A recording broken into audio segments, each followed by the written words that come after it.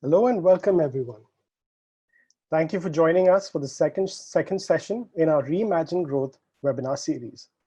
A series like no other, where we dissect every little part of growth and the different stages that one needs to focus on, from acquisition to onboarding, engagement, retention, and more. This series is our attempt to bring you closer to some of the biggest names and the biggest brands that have been able to drive phenomenal growth. And they've been able to adapt their strategies in real time. We'll be looking at the complete customer lifecycle and have our panel of experts talk you through some of the best practices that you can adopt to see long-term growth. Let's take a quick look at what we've got lined up for you.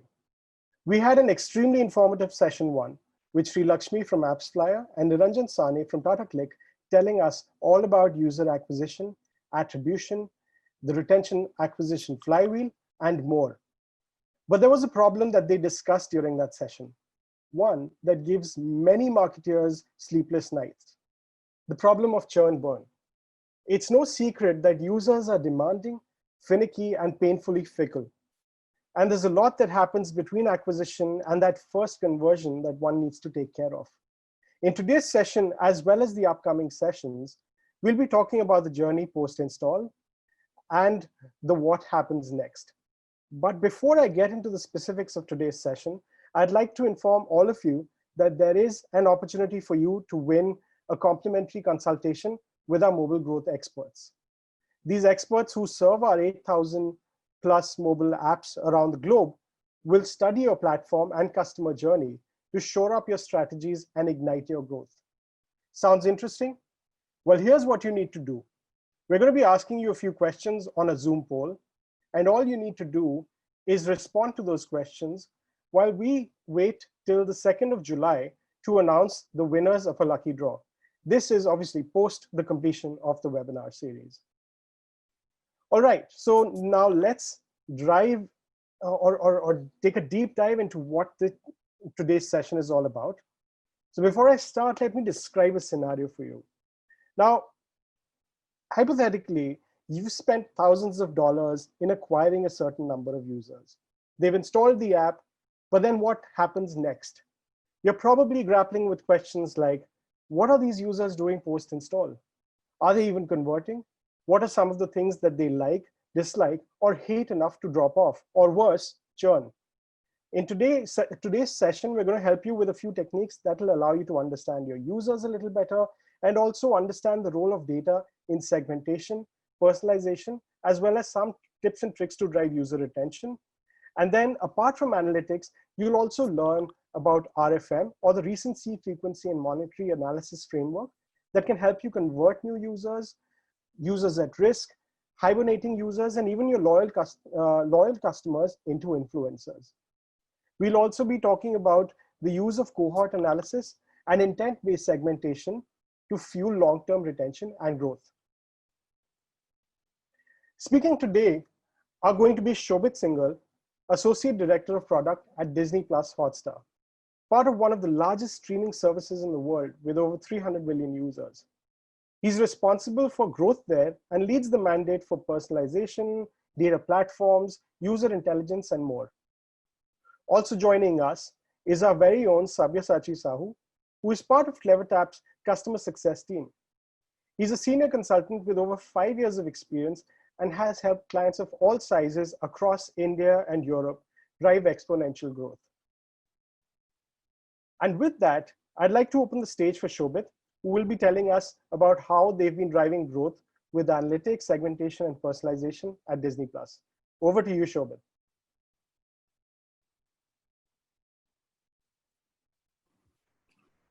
Hi, everyone.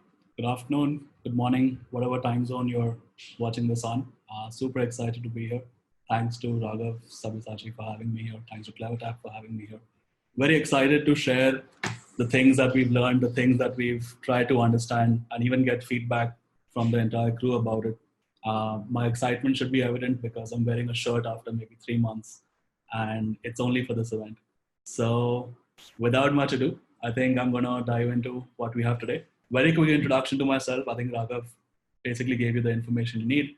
I'm in the product team at Disney Plus Hotstar. We're based out of Bombay, Mumbai, and personalization, growth, data platforms, user intelligence, everything to do with customer profiling, user management.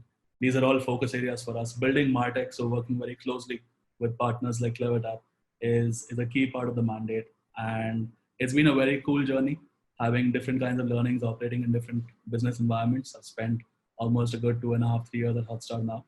And yeah, let's dive into it and just see what information we can take away from this. So here's our lineup. I want to talk about growth. I want to talk about metrics, how it translates into analytics, what we do with segmentation and cohorts, how these further benefit our mandate on user intelligence, what we then do with user intelligence and pursue the holy grail of personalization, and how does personalization eventually end up powering growth loops for us. So this is really how we're imagining this session to go for the next 20 minutes. Jumping into growth, grow what exactly, right? This is probably the first question that anyone would want to start with, because growth is a term that's thrown around, but focusing on what exactly is that metric that you want to chase is a challenge. And different companies have different thesis in doing it, right? This is not in the context of Hotstar, but a lot of companies or CEOs might say that I want to maximize time spent, and they might care about it because they're an ad-led proposition. So the more time consumers spend in their apps, the more money they stand to make out of advertisements. Or it could even be in a growth phase and they could care about user engagement. Is there a way for these polls to not come up for me? But if there isn't, it's fine. It's important for them to beat engagement or get mind share or time share from other players, right? Like TikTok might want to get mind share, time share from a Facebook or Instagram and various such. And this could be even when they're pre-revenue.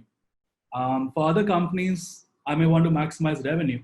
And this is especially something that companies that are post a product market fit phase, they want to consider. And either of these can become North Star metrics for companies. And there could be more, as you'll see in Hotstar's case pretty soon. For Hotstar, it's pretty straightforward. I think we've been very clear from the start, and that's been one of the great things about this organization is that they just want to maximize the user base. They're very clear that they want to engage users. These are numbers that have been shared in the recent past, not both at the same point of time, but we've had in the recent past, even without sports, we've had more than 150 million monthly active users. We've had 8 million paying users as reported by Disney a couple of months ago. And our ambitions are that we just want to expand these, explode these out. We don't think we've reached anywhere close to the ceiling in terms of hitting these numbers, even within India. And we just want to go 3x, 4x on these numbers. Right? That's how Hotstar is thinking about its metrics. And that's which is a great audacious goal to have. But unless we're able to translate that into key metrics, it's a bit tricky to go about it, which is precisely where the metrics conversation comes into place. Before we go about defining our metrics, I think some of our guiding principles have been, and I think this is really helpful, this will help pretty much anyone who is approaching this, is that simple equations are just hands down better, right? It always, I think especially for the folks who are more into the math, trying to build some complex metrics is always fascinating. But I think simple algebra works. 4th standard, 5th standard maths is just the best math ever. Everything else beyond that has been useless up until now. Define a North Star because it becomes a guiding principle. It becomes something which can help the entire organization align itself to try and achieve that one thing. And then go deeper into extracting the L1 and L2 metrics from that North Star, right? I think it's a very straightforward framework in terms of how to think about metrics. And maybe we can use Hotstar's example to further enunciate what we mean by this. So when I talk about simple equations, this is a simple equation. A equal to B minus C, right? Our subs growth for us is basically acquisitions minus churns. So the North Star is subs growth. And the L1, the simple split, is acquisitions minus churn. So if we keep acquiring customers, and if we make sure that we don't, our existing subscribers don't churn out, then it keeps us on a onward growing trajectory, which is the objective, because we want more paying customers, more loyalty, more higher LTV, and that becomes our measure of success. If you were to go one level deeper, right, and going from these L1s and going to maybe the L2s, this could be another way of looking at it. Of course, there are many more splits that are possible, right? Where we know that acquisitions, for example, can be composed of maybe you have free users put on the platform. Can we convert them to paying customers? We spend a lot of money on digital marketing. Can we acquire them as paying customers directly? Or there's a lot of people who search for our paid content on Google, who hear about it from friends, and who come to the app and who directly come and try to subscribe for Hotstar. And each of these are L2 metrics that you want to start focusing on and you want to start optimizing so that you get the most number of acquisitions. What I have just below it is maybe just some ideas of how we might go about optimizing for these metrics. These are in no ways just the only way to do it. There's maybe 20 things that people can do, but I've just tried to capture the core idea with each of these. Similarly for churns, right? Churns is basically users who cancel plus non-renewers who won't be resubscribing because they're not on a recurring plan. So for the users who are about to cancel, we want to build more engagement with Hotstar. This is hands down the best strategy that you could have. In fact, as I'm sure a lot of folks even at CleverTap would tell you, the best strategy to prevent churn is engagement. And that's hands down true, especially in the case of Hotstar. I think with the non-renewers or non-recurring, it's really, really straightforward. For the users who are not going to renew, we want them to go to a paradigm where they do renew their plans, maybe even before they get expired. Right? And if they're on a non-recurring instrument, I mean, we'd love to convert you onto a recurring instrument so that you don't lose out on your membership. And this is just a simple split view of how we can look at our subs North Star metrics. Talking about our engagement North Star metrics, and we're an OTT platform, right? It is super important for users to perform that core critical action. I mean, the reason people come to Hotstar is because they want to watch video.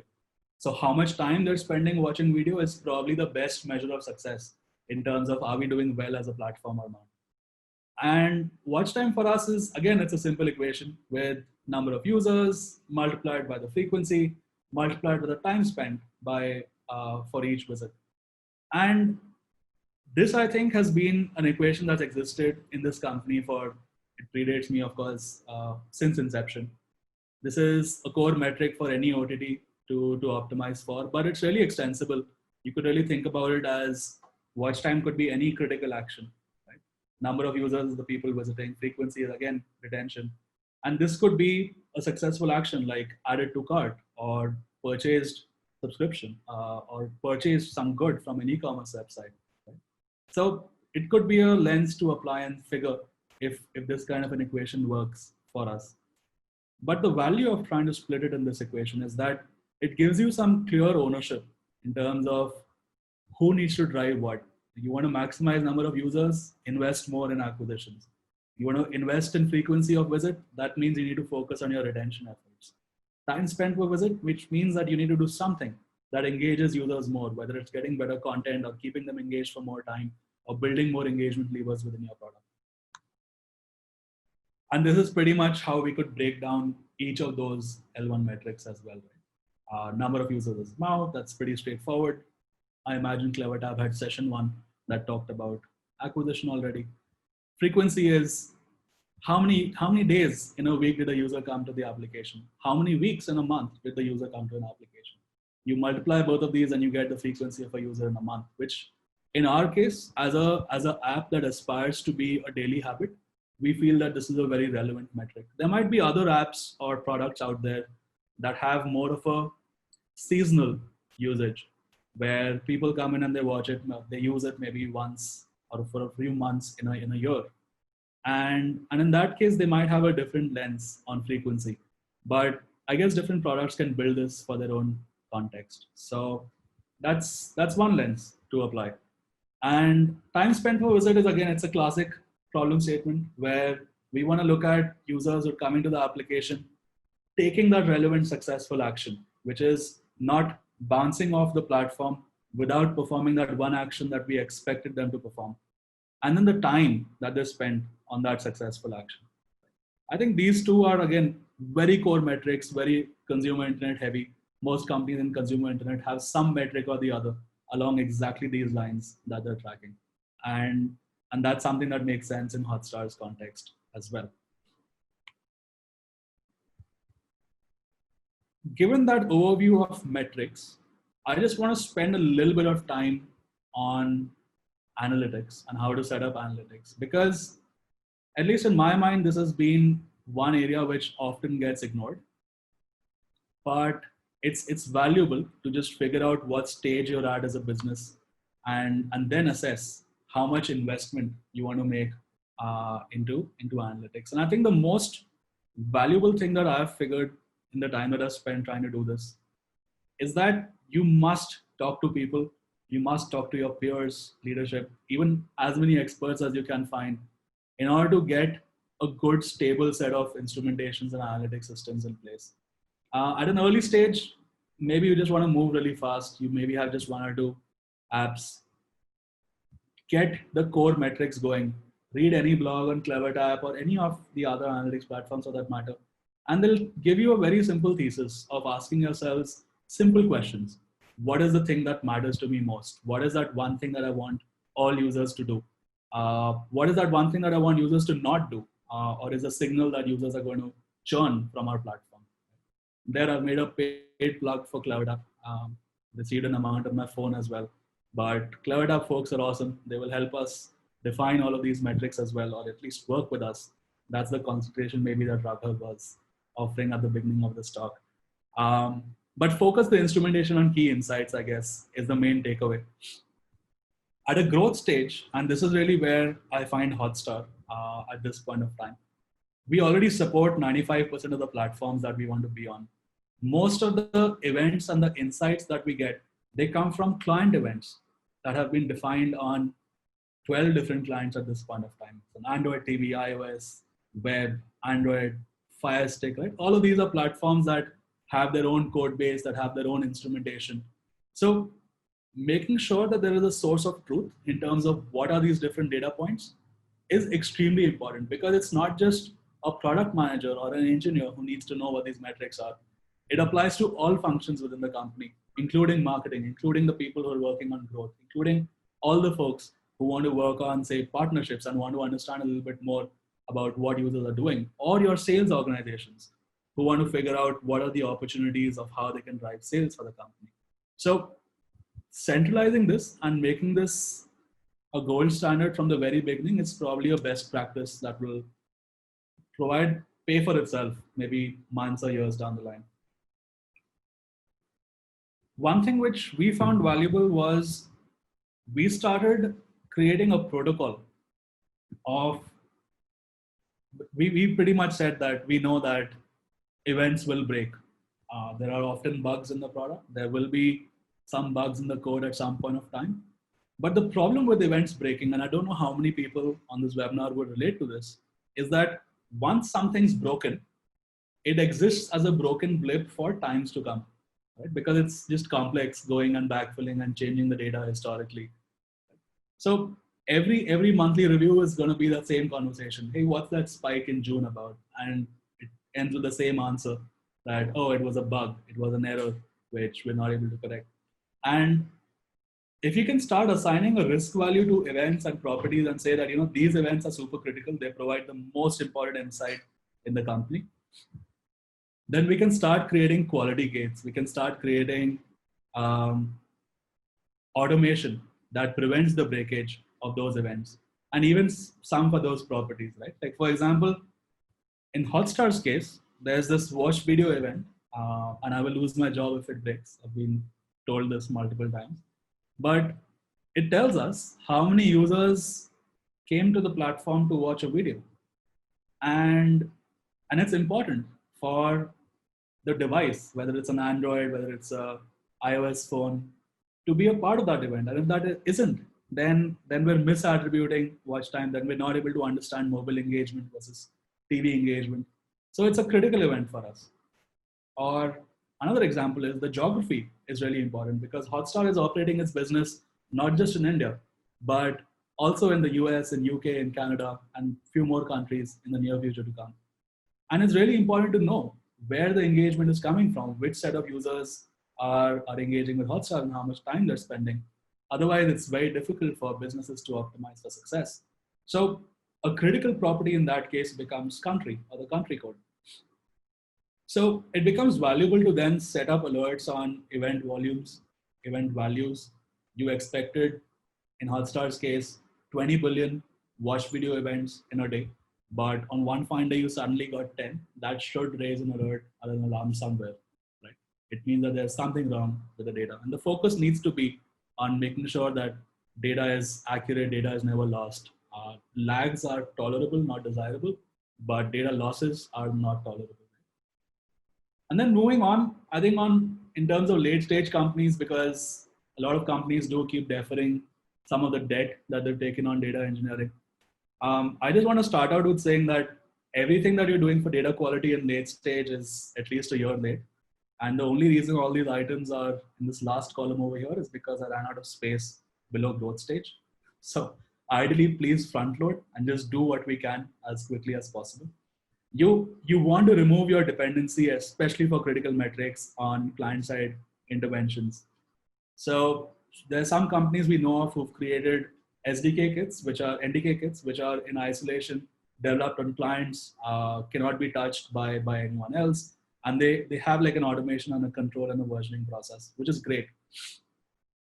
Schema quality is something that can be automated. I'm going to chat about that a little bit in a couple of slides.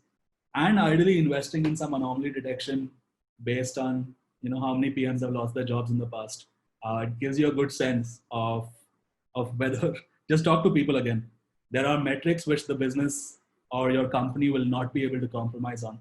And depending on what stage you are, there are a great bunch of companies that help with anomaly detection, which could become relevant. We're probably at this stage, at this point of time, just to try and draw a line. I think anomaly detection is something that we're only beginning to explore at this stage. So I don't know if it was clear, but I have a massive fear of broken analytics. I've copyrighted this term in the process of making this deck called Branal. And I've realized that fear and monetary impact can just do what good conscience cannot. Because at a point in time, Hotstar, with the volumes of data that we were ingesting, was spending millions of dollars on tools like to ingest data, to send data to multiple platforms. And at the same time, we'd already been through at least one or two cases where we'd seen that we're vulnerable in terms of the data system could get compromised, there might be data losses. And thankfully, it's not something that we ever suffered the brunt of, but we were at least alerted to this fact. And fear mongering or evangelizing, I think, really worked well because we had this opportunity to build out a great platform. We call it Bifrost internally. This graphic is something that I just borrowed, which is what is inspired by. It's our data superhighway. But it helps us govern our data flow, helps us manage our data flow. And we've done a lot over this, where quality validations is essentially the minute an event is through the gate, there's a protocol that's defined in terms of what the acceptable values can be. There's a protocol that's defined in terms of what the required properties, like I was mentioning earlier, can be. And any event that does not meet those quality validations or the schema checks is rejected, and it raises an alarm, allowing the right people to address it. And this, to our mind, is probably going to be one of the needle movers on data quality. The next one, which is a recent exploration and we're actually very excited about, is server-side enrichment, where we suddenly realized that, hey, a lot of the data points that our client apps were taking the ownership to send to us, or at least the properties associated with those data points, we didn't really need them to send it to us because we already have something called a content store. So take the example of the watch video event, right? All we need from our client applications is a content ID.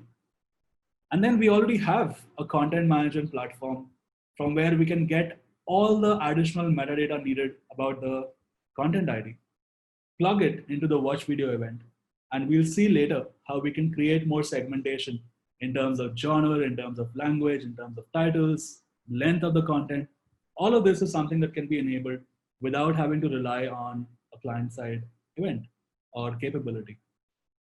So maintaining focus on this, I think, is super valuable, and it's something that I would encourage companies to do, no matter what stage they're at, or at least keep an eye out on. I want to jump from analytics into segmentation and cohorts, right? And this is really where the meat of today's discussion is for us. I'm going to talk about worthy segments, right? And I want to talk about what Hotstar was like 2 years ago. And maybe one way we can do this is we can talk to the insight and we can share what kind of a segment would make sense. I think just for the uninitiated, right? Hotstar has this sporting event called IPL. And IPL is, for a cricket crazy nation like India, it's probably the biggest event, entertainment event, sporting event.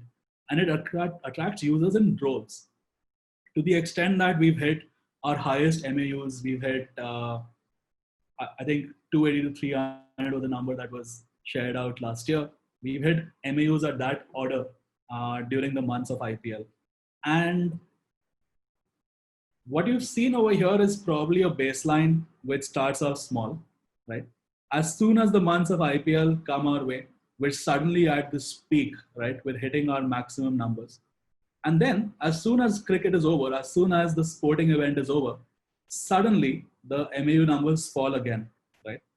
And while a fall is obviously not desirable, but what we've seen sporting event after sporting event, especially at this scale for us, is that we used to start off at a baseline, but we exit the sporting season with a new baseline, which is higher than the other, right? And this is basically step function growth, right? Where, of course, during this period, the ideal case would be to maintain the baseline exactly where it is. But getting a higher baseline than what we used to be at previously is the desirable goal. And analyzing these users a little bit more, we realized that this was a massive acquisition event for us.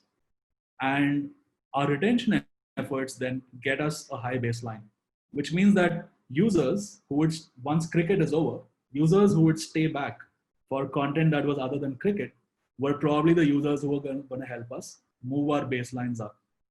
And the worthy segment then is basically, just to put a simple definition to it, is users who first watched cricket and then watched non-cricket. And in Hotstar, this terminology used to be C2E, cricket to entertainment. And I think it makes sense. I mean, as many users who get acquired for cricket, if we can get them to stay for all the Marvel movies that we have, or if we can get them hooked to a lot of the TV shows that we have. We recently released specials like Arya 100 Special Ops. If we can get them hooked to those, or if we could get them hooked to all the Bollywood movies that Hotstar has and will continue to get in droves, all the latest Indian movies. Right? These are all indicators of users staying back on the platform and therefore are more valuable users for us. Creating this segment helps us not just look at the size of the segment, but also helps us analyze what are the actions that we need to take in order to get more users to be a part of the segment. And maybe that's something that we will chat about a little bit more as we go forward. I want to try and switch contexts, right? In 2018, we had IPL, and maybe the last thesis was great. But 2020, because of COVID, unfortunately, there was no IPL this time around. So what then? What is there a different example to our thesis? We actually realized that Avengers Endgame, which is just the biggest movie of all time,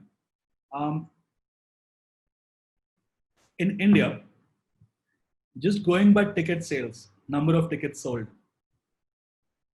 we saw that the tickets sold for Indic languages was way higher than the tickets sold for the English one. So Avengers was playing in Hindi in a lot of theaters in India. It was playing in Tamil and Telugu in a lot of theaters in India. And we also saw that the revenue on the Indic languages was actually similar to the revenue on English languages. Right? This is like a simple insight that we've seen from the market. And we suddenly realized that there's an opportunity to maybe bring dubbed content to Indian audiences. Right? Bring English content, dub it in Indian languages, and let's have it on the platform. We experimented with Avengers Endgame on Hotstar. We launched it in 4 languages, offered a lower price point, just going with a simple thesis, right? And all of this culminated into launching Disney Plus in Indian languages. But I think the core idea with the slide and understanding how we went about building this case was, again, the worthy segments, users who were watching entertainment content in Indian languages. Right? That was the base of users that we were trying to reach out to. Users paying for higher and lower priced plans, because we do have 2 very different tiers of plans, and the differences in their language consumption. Were the higher paying tiers watching more English content? Were the lower paying tiers watching more Indic content? Because if that insight didn't apply equally, then we would doubt whether the thesis would hold in our context too.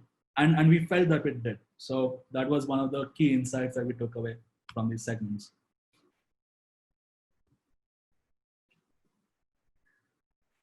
The same segments that we've created in the past, right? Without jumping into what exactly, of course, these numbers are all fake. I've tried to build something out just to try and demonstrate an example. But I'm going to talk about 4 weeks in April, right? And what you see on this graph over here is that these are all the users who were acquired in April week 4, acquired in April week 3, acquired in week 2 and week 1, right? This is the percentage of users from each of these cells who actually come back in the following week. Right? So the way to read this is users acquired in April week 4, 98% of them came in the same week that they were acquired in. Right? Only 88% of them actually came back in week 1, were active in week 1. Right? Only 81% of them of this were active in week 2, and only 77% of them were active in week number 3. So 4 weeks from acquisition, this retention number is looking like 77%. Right? So there's 23% users who essentially not come to the platform, say in a week 4. And this could be almost any platform, right? This is not just necessary for Hotstar, but this could be absolutely anything that exists. And while on first glance, yes, it does look like a bunch of random numbers, but the minute you start looking for trends, the minute you start looking for patterns, and look at this data over a slightly larger period of time, tools like CleverTap or other analytics platforms as well, they help you identify some trends or some patterns in terms of what could be happening.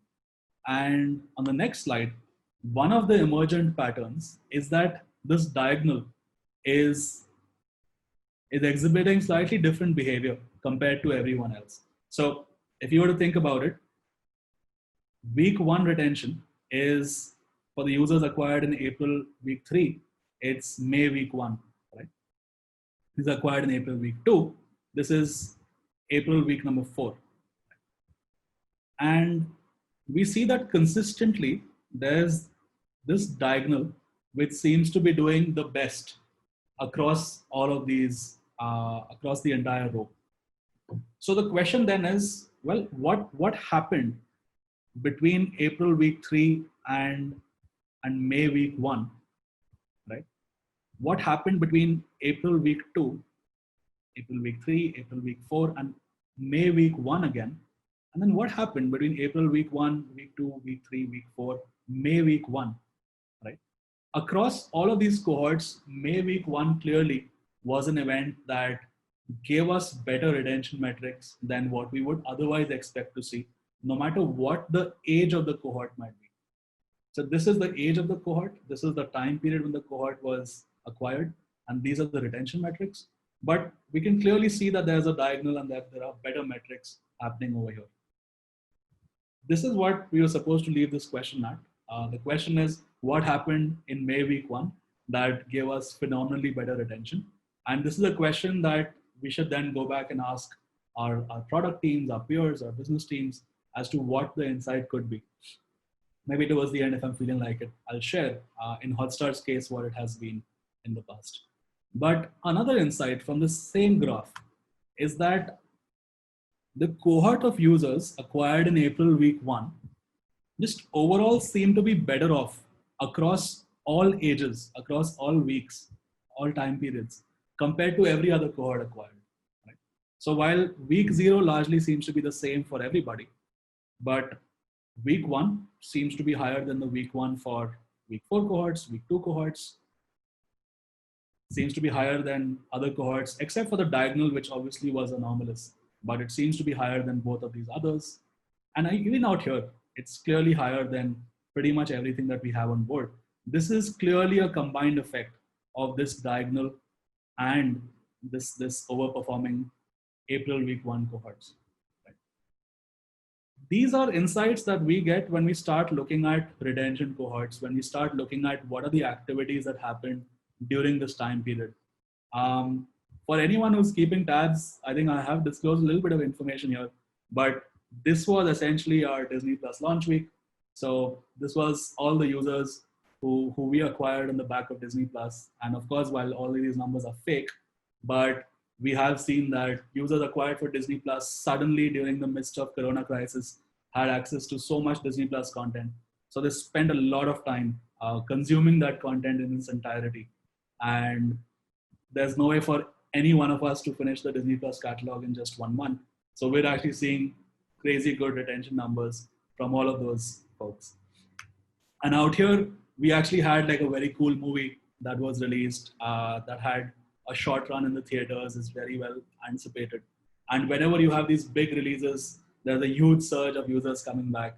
It's the kind of behavior that a Netflix sees, that Hotstar sees, that even Prime Video sees, right? Like when they released Gulabo Sitabo, I'm sure a lot of users just waiting and hungry for content got onto the platform on the back of marketing, on the back of word of mouth. And whenever events like those happen, all the cohorts that have been acquired in all the past weeks, right, they tend to get reactivated. And that's how you can interpret this graph and look at the retention cohorts. The question then is that all of this analysis is fine. You can build segments, you can build retention cohorts, you can do cohort aging. We can even find the insight as to, oh, why did users get acquired to the platform? The question is, what do we do with it? So what Hotstar's done and what CleverTap helps a lot of companies do, what your mixed panels and amplitudes and marketers of the world, what they help companies do is they help you export these cohorts out, export a list of users to any application. And these applications are notifications, which is a big driver of retention, which is where CleverTap comes into the picture for Hotstar, where we push and nudge users to perform desirable actions. Reactivation, where digital marketing is a big component. It's the same set of users, right? We want users who came to the platform, watched 1 or 2 movies. We think that these are really valuable users and they're going to like Gulabo Sitabo when it's released on the Prime Video platform.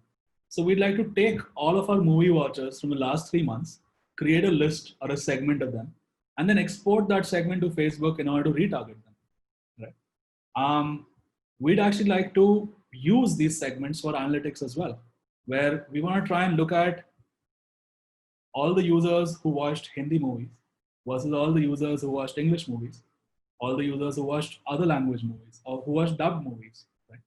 We want to see if there are any cohorts that convert better for any upcoming movie that we have on our platform.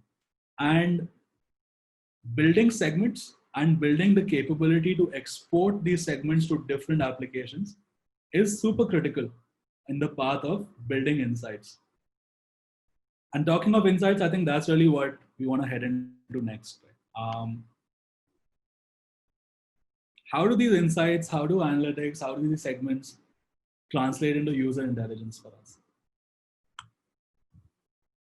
I'm going to try and go back and focus a little bit more on subs, because I think this is a fabulous example of something that was done recently. It is extensible, it applies to so many companies out there, and we can always figure out how to better do it. Happy to take any questions about this towards the end. But our thesis with building subs is that, we're sitting on this massive free user base. We want to create an overall entertainment proposition. So we want to create multiple hooks in the product to subscribe, create content proposition, create hooks to subscribe as well. So, we got these latest movies, we've got specials, we've got the Disney Plus launch, right? And now starting to look at users from our existing free user base who will become subscribers. we start tracking the segments of users who sample some of our content. Like specials, the first episode is free. Please go watch Arya. I think 10 people in my company will be happy I said this during a webinar. Um, so users who sample a first episode who are free users, and they then subscribe because they see a paywall, right? These are users who are going to become subscribers, who will continue to watch such shows as they come out. And users who may be watching on more than one device, we know that they're more hooked or more loyal to the platform. So they have a likelihood of becoming subscribers as well. And there are many such segments that we can create. And we can backtrack and we can look at what were the conversion metrics across each of these cohorts, which is exactly what our business analytics teams, our research teams at Hotstar did. And there were some parameters that just stood out, right? These are just randomly put in over here, which is where we looked at what we wanted to do was we wanted to identify which users can convert into paying customers. The parameter that stood out for us was that we realized that, hey, users with more expensive devices are probably more likely to pay us, which makes total sense, right? Because wallet size. We actually saw that users in metro cities were potentially more likely to pay us, which maybe made sense because awareness, or they're just more aware, more attuned to the idea of paying for an OTT service. There was an interesting correlation in the users who were on multiple devices, and it makes so much sense where if you're on a living room or a smart television device, it probably correlates with device cost, right? If you have the ability to consume and watch Hotstar on multiple different devices, that means you have more than one device, which increases your net device cost, right? So that was super intuitive again. Wi-Fi versus 4G was a good indicator. The quality that users were streaming at was an interesting indicator. The number of different contents that people were consuming was an interesting indicator for us. And all of these parameters stood out. This is like a simple regression that people can perform. We can look at information and how it's happened over the last 3 months, 4 months, 5 months. And this is, again, all of this is made up data. I've just tried to get it rounded up to 100. But what we built then is a model using exactly the insights that came out from segmentation, like you saw previously, that came out from looking at cohorts and conversions, like you saw earlier. And we were able to create this model, this machine learning-led model, which gives us a good idea of intent to pay or propensity to pay, as we like to call it internally. And maybe just some of the things that we want to call out in the process of doing these things, right, is all the variables that we saw earlier. It's important to just dig deeper into when we talk about, hey, what are the fundamental metrics that influence device cost, right? Because that was clearly something that we had. And it's not like there's a ready reckoner available and device costs keep changing. It's not something which we always know to be accurate.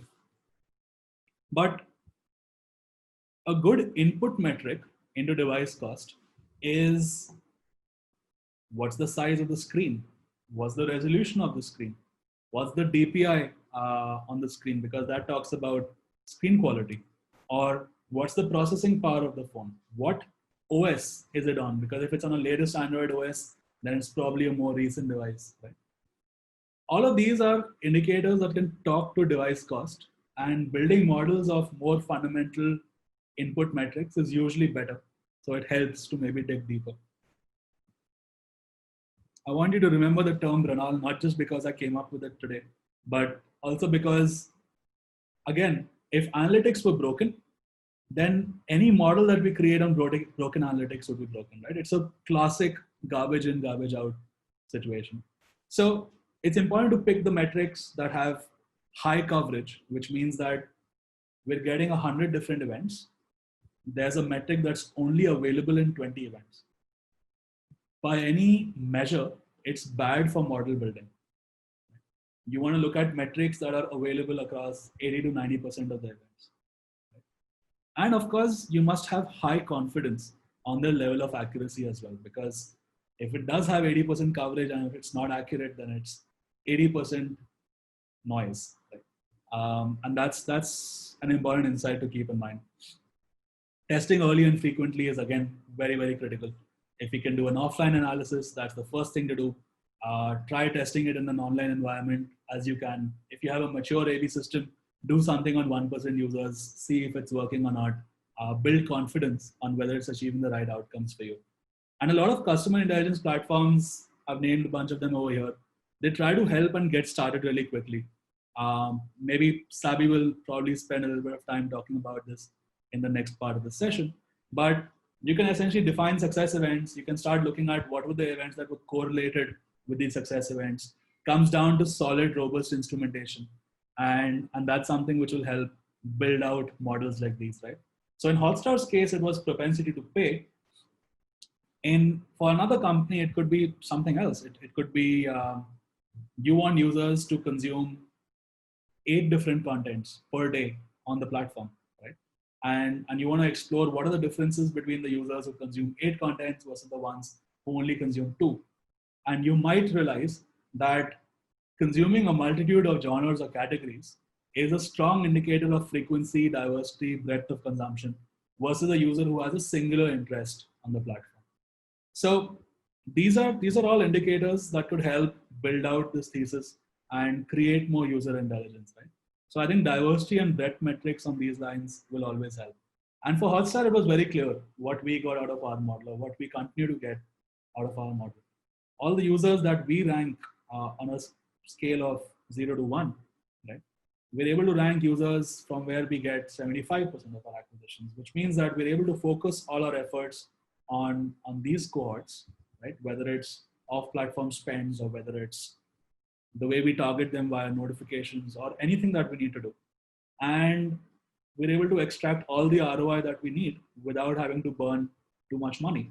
Like from everything that I've heard from our marketing teams, our performance marketing teams, these scores have been immense value adds and they've brought down their cost of acquisition significantly on the platform. And this is something that will continue to happen as the model matures further. I think without much ado, I want to probably head into a wind down parts of the section. I want to talk about all the user intelligence we've created, all these retention cohorts we've looked at, all the segments that we've looked at, right? All of it helps us pursue this holy grail of personalization.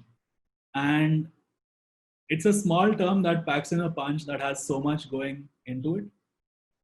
It helps us to at least try and look at it from 3 key perspectives, or at least the 3 key elements of personalization. This is something that I've shared with a number of folks within the company. Maybe it's a graphic that's used often, but we've come to realize that users value customization, right? Users like to share preferences during onboarding. And this is a classic example where cohorts will come in. I'm going to revisit this example in a quick bit, where users would like to select which languages they want to watch on Hotstar. Users would like to select which contents they like on the first time they install Netflix. Right? Users would like to create profiles so that their watch history and their behavior does not affect anyone else who's also using the account. Right? Or users would like to say whether it needs to be safe or not safe for work content. Right? All of this comes in the ambit of customization. We've run very interesting cohort-based experiments with customization where we've seen the effects of letting users select languages as opposed to trying to take a cold start guess and what that means for retention. So similar to the retention cohorts that we saw earlier, we actually ran A/B tests and we looked at how the cohorts were performing in week 1, week 2, week 3. And net, we saw that users who were able to give us that important cold start signal of language, we saw that they were much more engaged than users where we had to take a guess. And that is something which had immense downstream implications. So that's another great example of how cohorts can help. The second pillar for us is realization, right? These are like super deterministic outcomes that enable faster gratification. And that's literally the goal of personalization. Personalization wants to get users to a gratified state as quickly as possible, as efficiently as possible, right? And we realized that if one of the biggest problems that we were trying to solve for was retention or users coming back, it's obviously very important to have users come back and find their last state or what they had done last easily accessible on the platform, right? Which has made us invest into what used to be a slightly broken company watching experience. And we've invested a lot in trying to make it as performant as possible, making sure that it's easily available right up top on the homepage. And it's a big retention driver for us. In fact, when we look at this data, we start looking at users who have some data in their continue watching, or users for whom continue watching works reliably, right? We've seen better retention from those cohorts compared to whenever we've seen failures or whenever we've not been able to put information in continue watching. A watch list is basically a selection, right? Where a user can say that, oh, I like this, I like A, B, and C, and I want to save it for later. And we've actually seen that users who do indulge this feature, who do use this feature, we've seen 2x, 3x higher engagement from those cohorts of users versus users who've never used this feature before, right? Which means that, again, whenever users get simple deterministic outcomes that are highly relevant to them, it works beyond measure. And it's a good thing for us to do. And the same then can be extended to recommendations, where we're trying to take a guess on what could gratify users in the future, right? So if you look at the Disney Plus Hotstar application, we try to have personalization and recommendations in the masthead on top. We try to have movies recommended for you, shows recommended for you. Within every show, there's additional results, like customers who also like other shows similar to these, right? Everything that comes up in Watch Next, where once a movie ends, there's another one that's recommended to you. Netflix does a great job at recommendations. It's had high appreciation across the board. But all of these, and the only real way to make personalization really effective is to identify different cohorts of users and then see where the algorithms are performing really well, where there is scope for improvement, where there is headroom to do a better job. And that could be a great way to try and grow the personalization framework. Eventually, personalization is supposed to help us create growth loops, right? And this is probably me heading into the last part of my presentation as well. But I want to do, again, starting from simple equations, we want to do really simple things. And our core loop is very straightforward, that users come to our application, users are shown some content to watch based on everything that we know about the user, right? And then the user may either watch the content, the user may not engage, or the user may browse other content, right? Based on all of this user behavior, we learn more, right? And then the user comes to the app. And then based on this additional learning, we show whatever we can to the user. User can again perform these critical actions. We'll continue to learn more. And then this is a core loop that we hope we will keep on accelerating, because every time we learn more information about users, it gives us an opportunity to show better recommendations, to create more of an incentive to watch content. And similar growth loops actually apply everywhere, where this is a growth loop that applies to users who came to the application. What about users who didn't? For the users who didn't come to the application, we'll use all of this information and we'll send them a notification. What about users who didn't come to the application for the last 4 weeks? So they're not even getting notifications at this time. Well, we're going to use all of this information that we have, and we're going to show them an ad on Facebook to try and get them back, right? So it's the same growth loop that can be applied in multiple different situations, trying to do similar things. With that, I'd like to conclude. I'm not sure if there are questions which I will be able to see, but I'm happy to take some of those up. Not sure what the format should be. So we'll take up some of these questions. We've already got a few coming in. So we'll take them up at the end of Sabi's session. Thank you so much, Shobhit. Super informative. It actually sounds like a product manager's job is always in danger. Let's all pray that you don't have any broken video watched events going forward. So on a more serious note, it's fascinating to see how data can feed into so many initiatives within a company. In fact, I could see myself in the cohorts that you showed, because I've spent week 1 of the Disney Plus launch binge watching The Mandalorian, right? So with that, I'm going to ask Sabyasachi to take over and maybe tell our audience a little more about how some of these use cases can be addressed with CleverTap. I know Shobit's going to be a tough act to follow, but I know you've got some cool tips for us, don't you, Sabi? Absolutely. Thank you, Raga. Thank you, Shobit. It was really insightful. What we actually understood is about North Star Matrix, the data quality, what is a step-up function, what are retention, and various other pointers, right? So whenever we are asking about all these questions, what is also crucial is to understand different aspects to it. The different aspects are, let's say, first segmenting user, then the analytics of those users, then the engagement, and then again seeing the impact of those analytics, right? Now, these are the various aspects which Shobit has also mentioned a lot of times about, and how we can further analyze it, right? Now, looking at the first aspect is the segmentation. Now, when we are talking about segmentation, CleverTap has various tools which can be used to kind of assist the users to segment the users better, right? If we move to the next slide, what we can see is that whenever you require to do a segmentation of users, you would like to do a real-time segmentation. That is, as soon as user performs some action, you would like to segment the users, right? Or else you would also like to segment users on the basis of their past behavior. That is when behavioral segmentation comes into picture, right?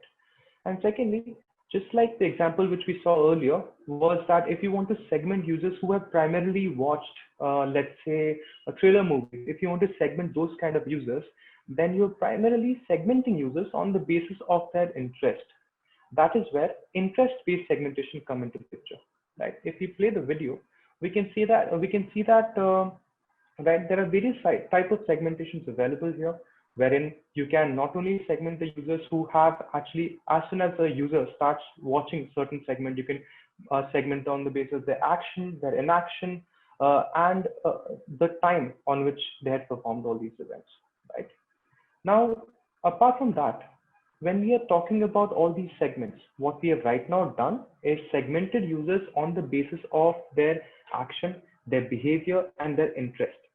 Now let's take a use case, right? Our use case is, let's take a business scenario or a business use case wherein you want to target users on the basis of their, what they are going to do, right? What we have segmented right now is what the users have already done, and we have segmented the users on the basis of that, right?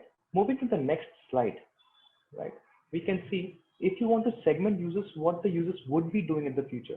That is called intent-based segmentation, right? Let's take an example wherein if you want to segment users, that is, I have a new user base. Out of these users, what is the percentage of users who would be purchasing shoes, right? And what you want to do is you want to maximize the shoe purchase. Now let's take the example of a food tech platform, right? Wherein you want to understand what is the percentage of users out of these new set of users who will be purchasing the subscription plan, wherein you can get offers on every order, right? If these are the use cases which you're looking at, then there is something called as intent-based segmentation available on CleverTap. Now, if we play the video here, we can see that once you've segmented the user and you have set up a goal, that is, the goal is to maximize the shoe purchase, taking an example of, again, e-commerce platform, right? We can see that you will get a graph of predicted versus the actual. And after that, you would further micro segment these users on the basis of most likely, moderately likely, and least likely, right? And then you can further engage these micro segments as well, right? Now, what can you use these micro segments for? These micro segments can be used not only when you're giving a discount offer to a lot of user base. Your least likely users can be given a more discount.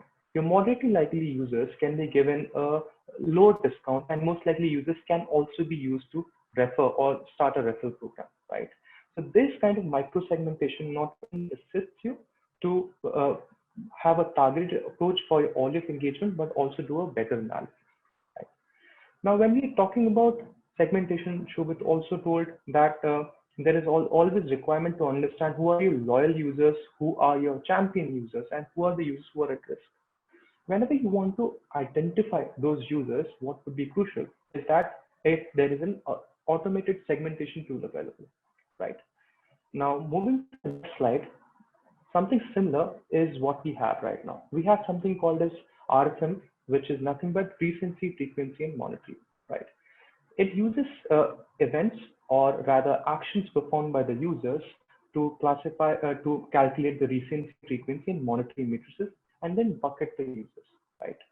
Let's say if we play the video here right now, we can see on the right hand side that once we start the segmentation, we have taken the e-commerce platform example wherein we are taking recency and frequency examples app launched and purchase action called charged as monetary event.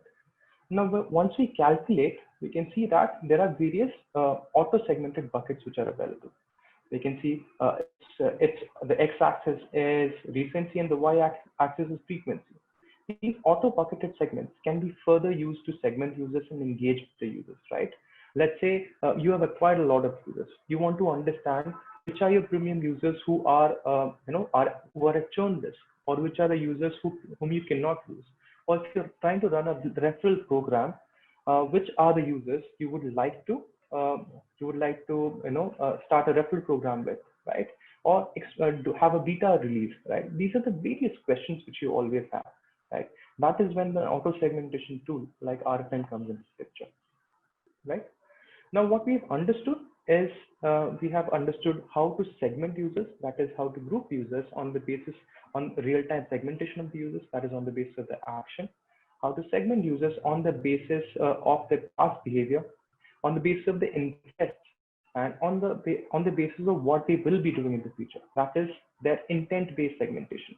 At the end, we've also understood how to auto bucket users in various buckets as per business interest, right? Now, moving to the next subsequent slides. After segmentation, what is crucial is to further analyze this user. As we saw in our earlier section, that there's high emphasis on how to analyze these behavior, right? Whenever we are talking about analytics, there are various specificities which we require to address to, right? One of the first one is retention. Right? Let's say there was a high sales season in an e-commerce platform, or there was some on an OTT platform, there was some sessions like IPL or a release of Disney Hotstar, right? What were the users who came during that time, and what is the percentage of them stayed back, right? If you want to address such questions, moving to the next slide, we have a feature named as cohorts. Now we can see if you segment the users on the basis of, let's say, which are the users who were on a free plan, and out of them, how many are coming back and seeing different videos, right? So that these users can be further targeted, or after which period are these users not coming back, right? If you want to address these questions, and if you play the video here, we can see that we can kind of select two events, right? One is the first event which the user performed. Let's say a user did a product viewed, right, on an e-commerce platform. And then once we view the cohort, what we can see is that the week-on-week retention of these users, that is when the user performed the event first, when did they come back and do the event again? Now, translating this example of an e-commerce platform again into something of a ride-hailing platform, we can see that in a ride-hailing platform, you would want to understand what is the percentage of users who are coming back on a month-on-month basis. That is, I had 100 users on the January, or what is the percentage of users coming back in February? That is, you want to understand the retention. Now, same happens with online grocery platform as well, right? Now, these cohorts can be used to understand day-on-day retention, month-on-month retention, or week-on-week retention. After understanding retention, what we want to understand is when the user is performing these primary actions or primary events like product viewed or video watched or any purchase activity, what is the trend, right? In order to understand that trend, we can move to the next slide. We have a feature which is called as trends, right? Here you can understand how the event has been performed by all the users or the selected segment of users over a period of time, right? Or what is the average number of these events performed by the user, right? If we play the video, we can see on the right hand side is that once you select an event, something called as purchase event, let's say charged is a purchase event, and we want to see the trend over a period of time, we can see the trend, right? Now, once we see the trend, you often pass various measures like or data like amount, what the user is doing. And if you want to understand the summary or the average revenue per user, that data also can be identified over here as average per user. Right? Now, after this, if you have events such as product viewed, wherein you're passing different categories, right? Taking again the example of an e-commerce platform, and if you want to see the split up of different categories, that is, what is the trend of purchase or product view of category shoes or category hoodies. If you want to see something like that, there also you can see the trend. Now, if you translate this again to an OTT platform, we can see that if you want to see the video watch trend of different genres of movies, right? Be it horror movies, be it thriller movies, or any other set of movies, if you want to see the trend, this also shows, right? This gets very crucial whenever you want to understand the trend of the actions the users are performing.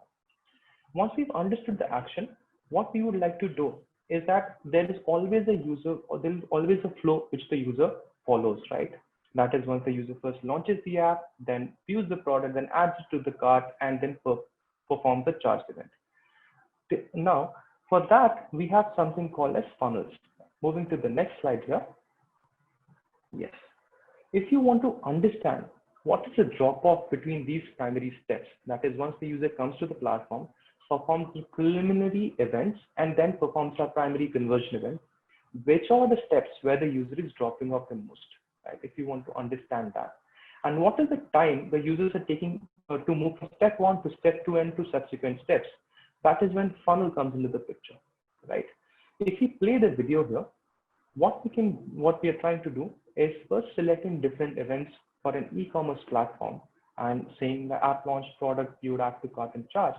And once we view the funnel, we can kind of see how many users are moving ahead. The section in blue is nothing but the percentage of users who are moving ahead to the last step. If you want to convert or compare it between different segments also, that also can be done, right? Let's take an example let's take an example wherein we are talking about two different segments. That is, we have used RFM, we have created segments of these users, that is champion users and users who are hibernating, right? You're trying to compare the behavior of these segments or understand the behavior of these segments. That is when you will use further funnels to understand this. And as you can see at the bottom, you can also see the median time which these users are taking to move from one step to the other step. Now, what is the use of these median time, right?